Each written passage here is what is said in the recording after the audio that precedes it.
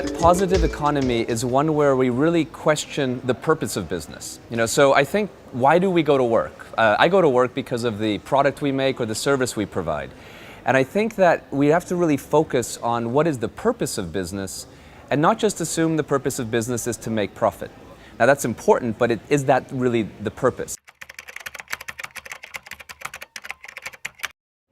So to be honest, TerraCycle started by my friends and I trying to grow better pot, and it turned out that the best way to make these plants grow well was feeding organic waste to worms, and then the worms would poop out worm poop, and then we'd feed that to plants and the plants would do very well. It was a very inspiring moment. What got me very interested was the question of, why does garbage exist? Garbage doesn't exist in nature in any capacity at all. It only exists in the human system. And I think it exists in the human system because of two things. One is that we buy too much stuff, just way too much. And then what we buy is typically made from very complex materials. Just think about the clothing you're wearing, the shoes you're wearing, the pen you may be writing with, and so on.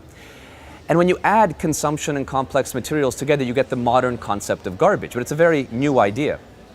And so TerraCycle was born 10 years ago as an idea of how can we eliminate the very concept of waste. TerraCycle recycles now everything from used cigarettes to used chewing gum to dirty diapers and many simpler things like coffee capsules or flexible packaging and other things.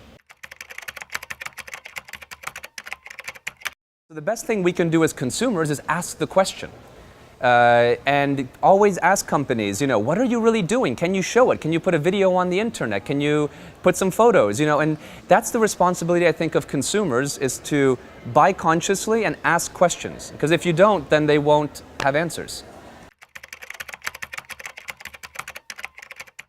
It's really two things. One is the topic of thinking about how to come to a positive economy. How do we rethink the idea of business? Because I think capitalism is very powerful, but it has to have a purpose.